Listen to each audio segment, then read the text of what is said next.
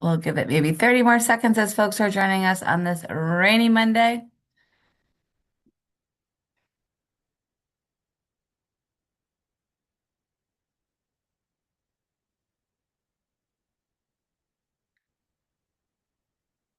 If folks were listening to the news today, you may have heard that, oh, it's not Monday, Leslie.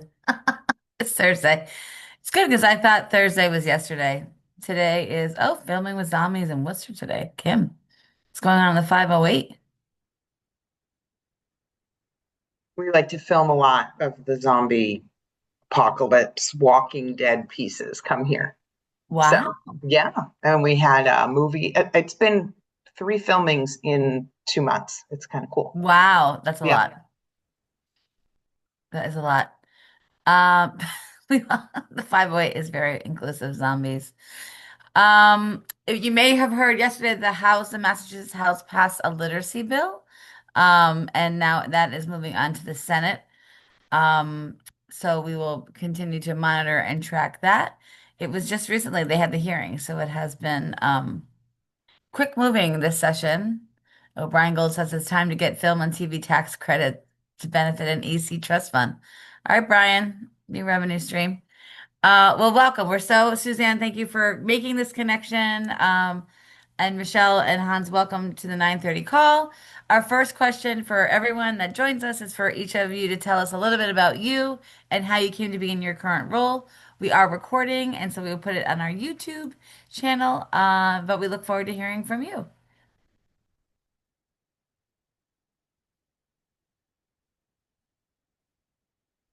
Okay, I'll get us started, I guess.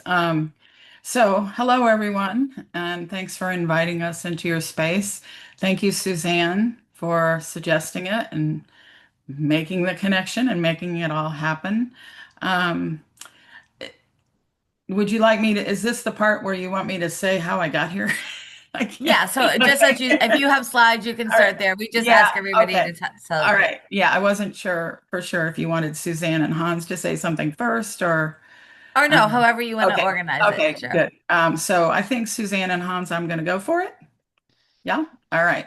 Well, all three of us came to this work in the same capacity. We are participating in an DEY, Defending the Early Years, research process that called for various states to apply to be part of a project that's being researched through, I think Denisha's doing it through Sarah Lawrence.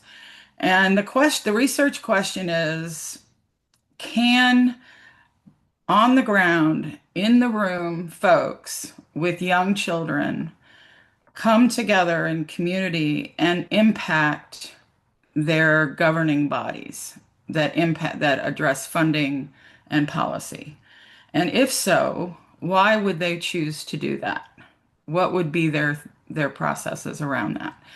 So Hans and I are married and also work together a lot. And we are the co-facilitators of the Kentucky Area Working Group. Suzanne is part of the Massachusetts Area Working Group, and there are several other states involved.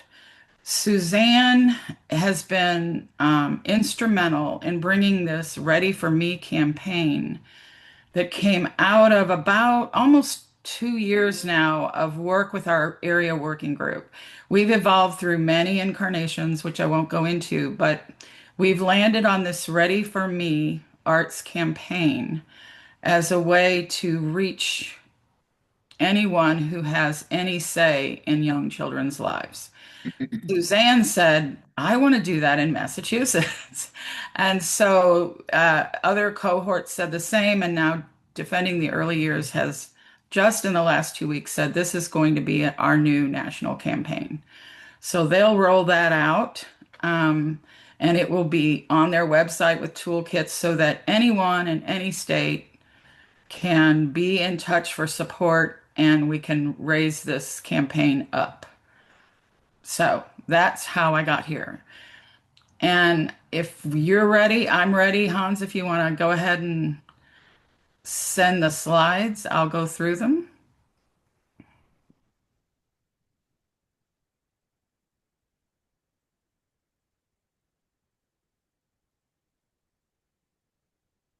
Great. And then and I saw that you sent me an updated version, so we will post that on our website as well Yeah, in our yeah. follow-up folder. I put some advocacy pieces in that Great. I don't usually dive into that deeply. So this is an example of our current flyer, but a new flyer is being made for the national campaign. But you can, at your leisure, when you have the slide in front of you or the PDF in front of you, you can read the text.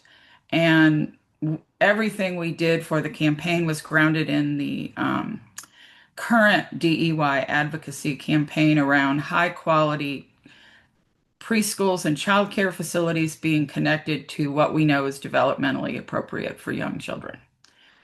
Okay, you can keep going. So thank you, Suzanne. Thank you, Side by Side Studios, Defending the Early Years. And I'm actually work for the University of Louisville Early Childhood Research Center and am on the faculty there. So they have supported my work and given me 10% of my week to do this. So I'm appreciative of that. Okay, keep going. So you can see that basically we have had a long road, all of us, really, to this conversation about whether we are imposing kindergarten readiness, which actually looks more like second and third grade, into younger and younger children's lives. And in our community, there's a heavy, heavy push. And apparently, we're hearing, no, it's not just in your community. So I have been working for a long time with trying to figure out how else could we say this. And we got this title, Ready for Me, changing the narrative about what it means to go to kindergarten. So that's what everything comes from that. That's our essential piece, I guess you could say, our seed. And I am not going to play the trailer about Lily Ye's work. I'll let you look at that on your own in the interest of time. It's just 2 minutes, but I do want to acknowledge that for 25 years, I've been working and studying her work and working along with her in some cases. And all of this campaign is grounded in the way she works with communities. She works all over the world in places where no one will go. So she has an understanding of what it means to be in a very dark and broken system and use art to ask for what you want. So essentially, in Lily's processes, there are several phases to the work. We have been in phase one for a long time. It went on longer than we thought. But essentially, in your first phase, you're gathering art. You're working in various spaces under various conditions for about 3 to 6 months. And individuals in your group, or if it's just you, then it's you. You make determinations about where you're going to focus and where are your people? Where are the people you want to hear from with this essential question?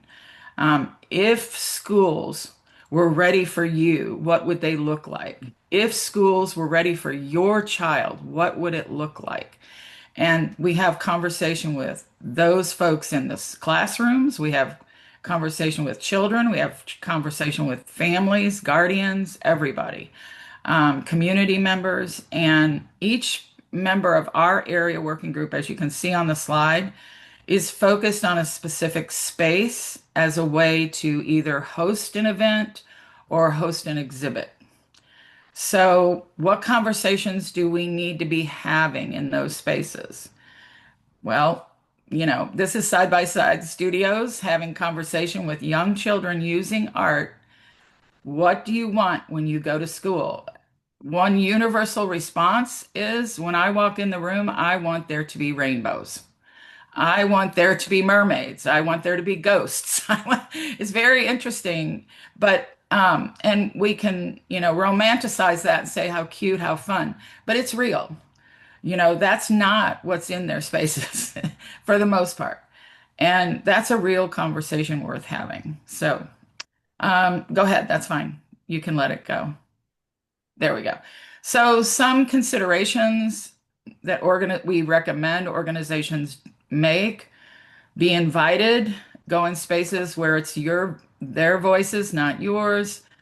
Make it easy to use, simple art materials. We just bring paper, markers, crayons, colored pencils, and tempera paint and little tiny watercolor boxes.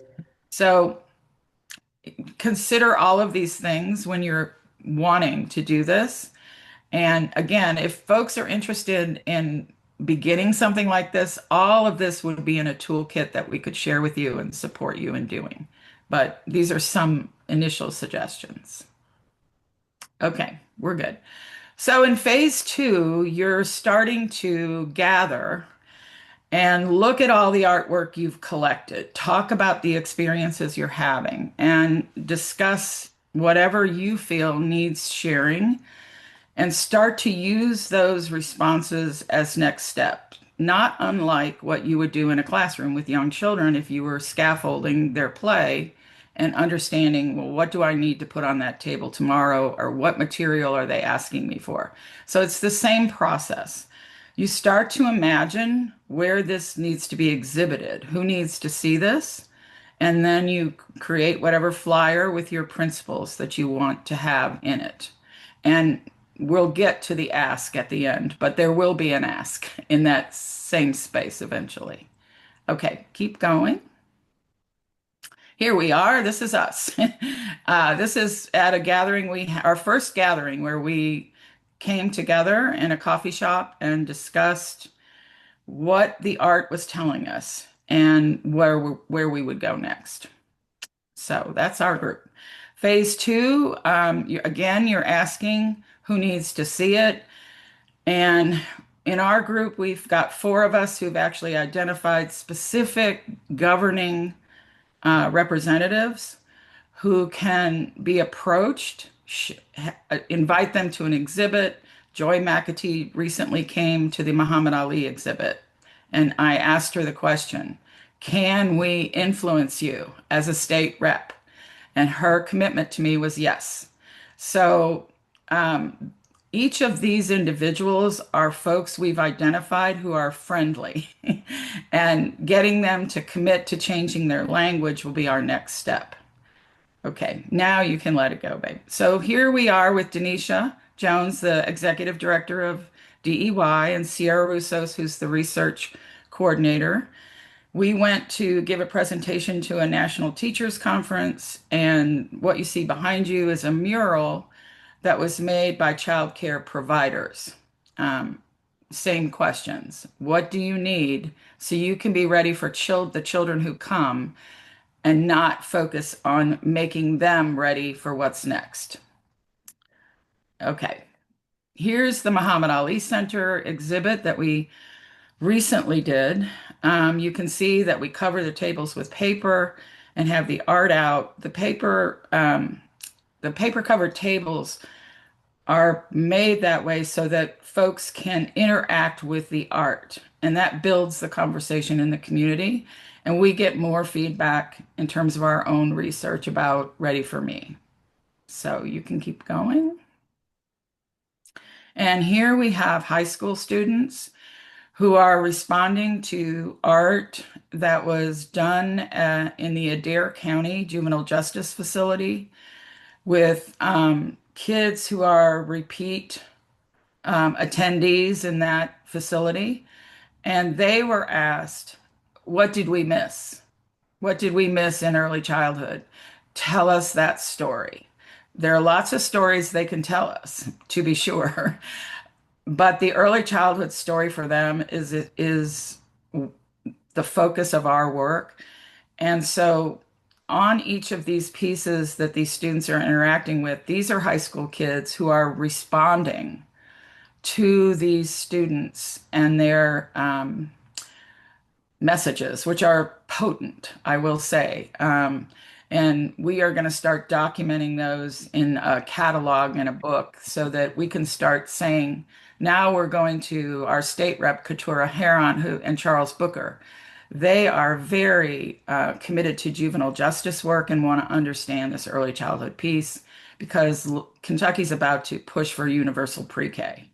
So this is a golden opportunity for these voices to be lifted up. And we appreciate the fact that someone in our group can go in, and is allowed in. She's the only member of our group that would ever be allowed into that space. So this has been a really powerful piece. So you can keep going. You can see some of the art. You can see over here it says suicide. You let them bully us. And here's a drawing right there of a list of what we needed that we didn't get. So this student got very specific. And you can see there's a high school student and you can see all the letters those kids are getting. All of that informs us. These are kids who are not in juvenile justice. So what was different for them? What would they say about all of this? They have a lot to say about early childhood. It's very interesting. Okay, keep going. Like I said, they have a lot to say. So this was a presentation that those kids gave of their own art. So they made their own art in response, as well as writing on the table. So we spent about 2 hours with them, and they shared their own stories and thoughts about why early childhood works or does not work. Okay. So now we determine our ask. As I said, right now our ask is, can you change the language you're using when you're talking about early childhood? You can well imagine what the language is. If you don't learn the alphabet and numbers by the time you're 4, you will go to prison. That's my assessment of it. But basically, we're trying to get them to say this instead. Will you discuss it with us? Will you have a conversation? Will you look at what the kids are saying, what the parents are saying, and what the people who are doing the work are saying? And if you're willing to consider it, what do you need to do it? And how can we support you in making that shift in the way you speak about early childhood? Okay. All right. So phase 3 also, in terms of the ask, includes we are members of several advocacy groups already in place. We are ongoing members for about a year now with the DOJ Consent Decree Coalition around the death of Breonna Taylor. We have represented the fact that, if you are in early childhood and your community cannot trust its police force, then our young children are at stake. That's a real thing for our young children. And then we also work with REACT, which is an environmental justice group that's been around for decades, actually.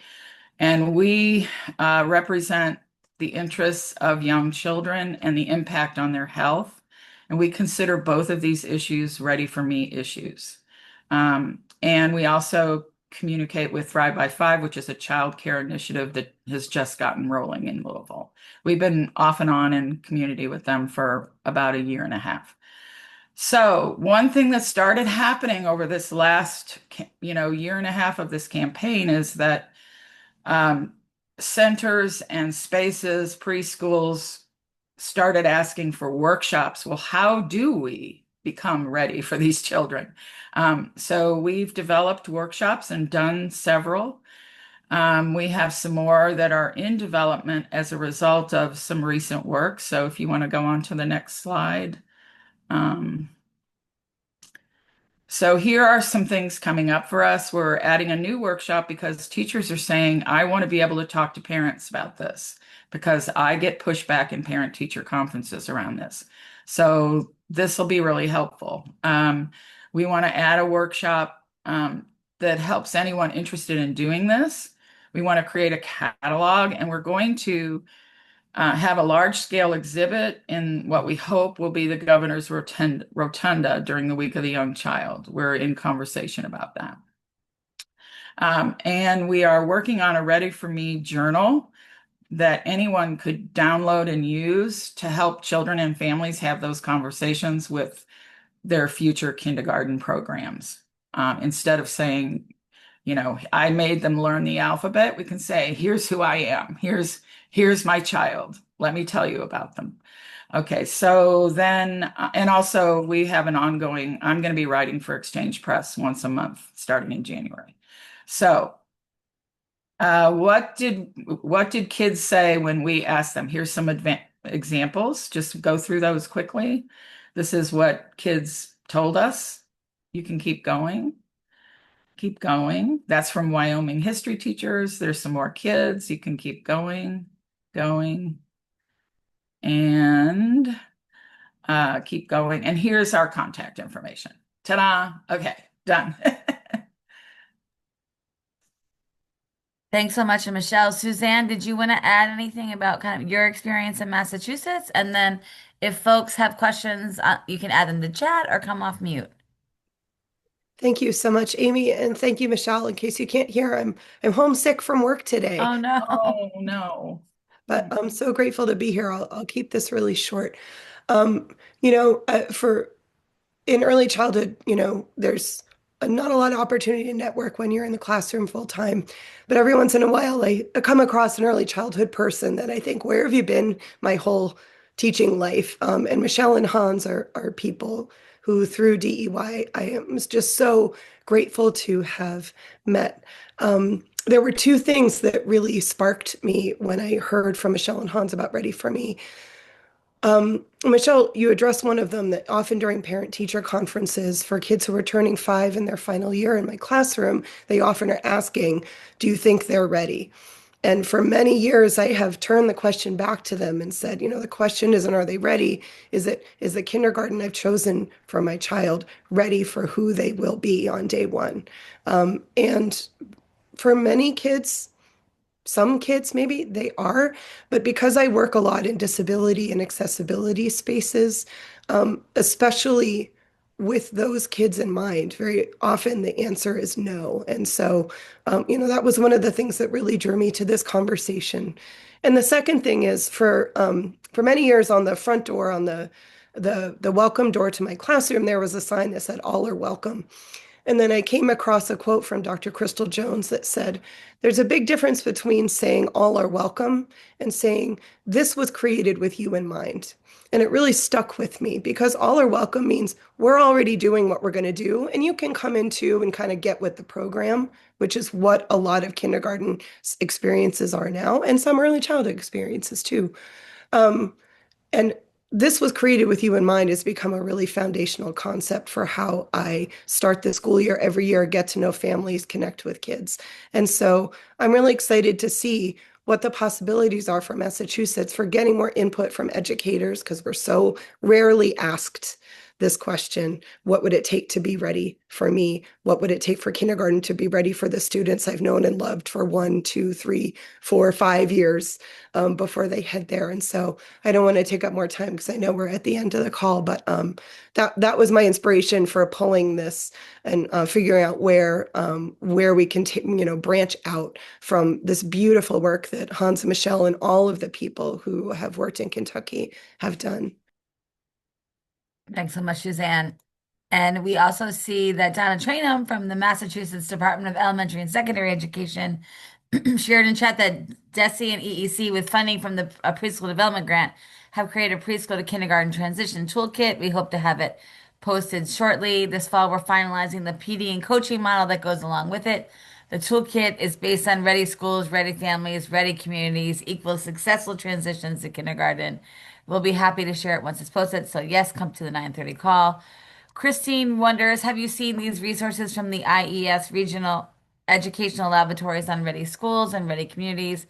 Rails were canceled in February, but they did excellent work and added a link. Thank you, Christine.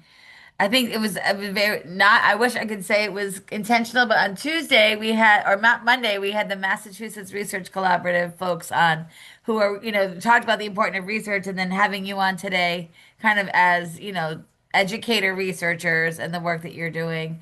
Can you talk a little bit about the advocacy piece, as you said, like how are you seeing this different? Because I think we've all heard these messages as practitioners, we want to make sure, but what have you seen shifted as you're using art to kind of send the message? And you're on mute, Michelle. And Hans, if you wanted to add anything. Um, so I went through quickly Lily Ye's work, Right. and yeah, and so her the volume of work that she's done that I've done with her, we have done advocacy work using the arts to make the ask, and we've gotten the answers we've wanted. So her process is being tried and true over many, many years. One example of that here in Louisville was that I did work with her many years ago on an arts campaign for an area in Louisville called Parkland. And Parkland was a marginalized community because of white flight in the 60s, and it never recovered. So we went into Parkland, into the community centers. We did the same exact process. Art with this, art with these people, art with those people, art with the children. What do you want? And actually, one of the murals is in the slide. So what came out of that was that the Metro Council member at that time, Attica Scott, who went on to become a Kentucky state legislator, she took that message. She took all of the messages from that art and said, I want funding for these things. I want to propose these things. I have all of this evidence, right? And out of that, conversations rolled and rolled and rolled, and she was voted out of that office, but conversations continued. And three things that were in those murals: a hospital. We want the Parkland Library reopened. We don't want it to be a police department anymore. We want that building to be a library again. And we want a community garden with a rainbow treehouse. So, um, again, it, this is when it's coming over and over and over again, but there's something about that translation from the art to Yeah. phase two and three where you make the ask, but you have to involve folks in governance. So Attica was Right. able to carry that. So today, this year, 2 months, 3 months ago now, the Parkland Library opened again. It's a Wow. library again. The hospital's been in existence for a little over a year now. So there is a hospital in their neighborhood now, and there is a community garden. We're still waiting on the Rainbow Tree House. So, That seems so fitting. yeah, so this is something that has happened over and over. And I mean, really, Yeah. this work transformed a genocide village in Rwanda to a functioning, self-sustaining village. Right. It took 10 years, but Yeah. it's because we took the art everywhere, and it's the art said, this is what we need here. Right. It's the art plus the ask. Hans, we're a little over time, but do you want to add anything? No, just to note that that art piece also allows for much wider access for folks. So folks who can draw and talk, folks who can paint, who are giving words instead of sentences. It just broadens the range of voices we can get when we go out into the forest and listen.